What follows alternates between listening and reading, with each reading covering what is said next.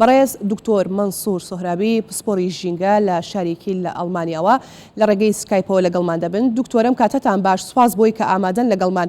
سەرەتا بە گرنگی ێزانم هەر لە وشکبوونی دەریاچەی ورمێەوە دەست پێ بکەم.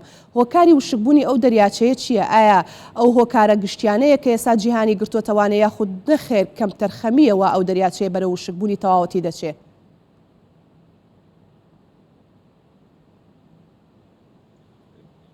سڵاو ڕێز لە ئێوە و لە بینێرانتان. دەزانی بەڕێوەبرنی ئاو لە ئێراندا زۆر سەقەت بووە و یەکێک لە بەڕێوەبەری خراپەکان کە هەبوو لە گۆلی ورمێ، لە حەوزەی ئاودێری گۆلی ورمێ ئەو بەڕێوەبەریە سەقەتەمان دیوە. بۆ نمونە لە 50 ساڵی ئەخیردا زیاتر لە 500,000 هێکتار زەوی کشت و کاڵ لە حەوزەکەدا زۆری کردو. زیاتر لە تقریبا وەک دەگوترێ نزیک 100,000 بیر لێدراوە. خۆی هەموو ئەوانە وای کردووە کە ئەو چەرخە هیدرۆلۆژیکەی کە لەوێدا هەیە، یعنی ئەو بارانانەی کەوا دێن و مەسیری خۆیان تەبیعی خۆیان دەبێ بڕۆن، بەرداشتێکی زۆری لێکراوە، یعنی ئەوەی کە ئیسفادەی لێکراوە، کەڵکی لێوەرگیراوە، خۆی ناگاتە گۆلی ورمێ. هێندێک کاری دیکەش کراوە، بۆ نمونە ئاو لە سەرچاوەکانی جەغەتوتە هەوە دەنێردرێ بۆ تەورێز. هەر لە ساڵدا ڕێژەی 315 میلیۆن میتری سێجێ ئاو دەچێت بۆ تەورێز، لە حاڵێکدا و ئاوە دەبا هاتپا بۆ گۆلی ورمێ. ئەوانە وای کردووە کە ئەو حاڵەتە بێتە پێشێ لەگەڵ ئەو پردەی کەوا بە سەقەتی لێدراوە لە ناو گۆلەکەش داویش هەردەوری هەبوو. بە هەموو ئەوانەوە دەتوانین هەرەوەی کە جەنابیشت باست کرد، مەسەلەی گۆڕینی کەش و هەواش و گەرمبوونی هەوا و پلەی گەرمایی کە چۆتە سەرێ بە تەبیعەت دەگەڵویشەوە هەڵما و زیاد دەکاوانە دەتوانێت ڕێژەی ئاوەکە کەم بکە.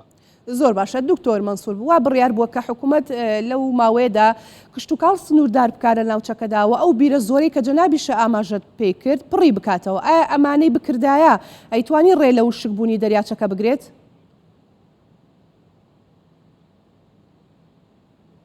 دەزانی ئەگەر هاتپان شێوازی کشت و کاڵەکەیان گۆڕیبایە، یعنی ئەوەی کە ئەو شێوازەی کە لەوێ هەیە، یعنی ئاوێکی کەمتر مەصرف کرابا لە کشت و کاڵدا.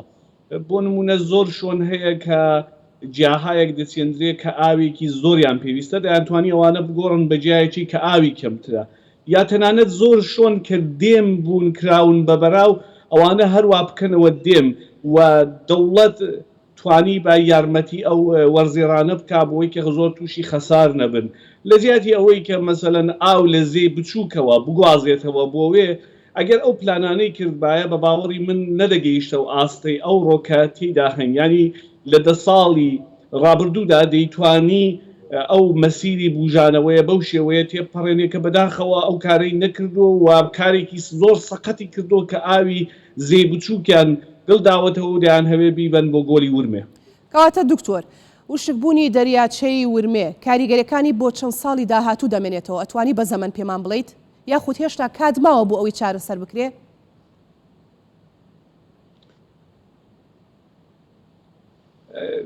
گۆلی ورمێ وەکو چارەسەری نەهایی ئەگەر بمان هەوێت چارەسەر بکرێ ئەوە ڕوونادا، ینی هەرگیز گۆلی ورمێ ناچێتەوە حاڵەتی پێشێ، بۆ ئەوەی کە حاڵەتێکی پێی دەڵێن تەرازی ئێکۆلۆژیک دەواقعدا بگاتەوە حاڵەتە، دەبێ 15 میلیارد میتری سێجێ ئاو بۆ هەمیشە تێدا بێ. ئێستا نزیک 1.5 میلیاردی ئاو تێدایە و ئاوە نییە کە بتوانی گۆلی ورمێی پێ بژێنێەوە دەواقعدا.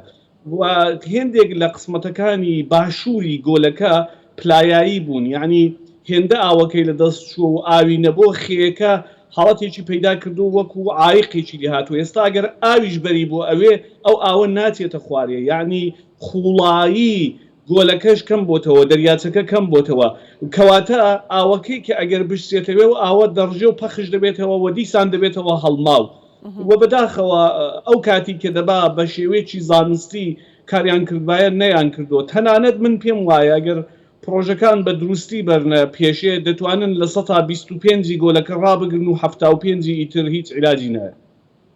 بەڕێز دکتۆر مەنسوور سۆهرابی پسپۆڕی ژینگە لە کیلی ئەڵمانیاوە، سوپاس بۆی کە بەژار بووی لەگەڵمان.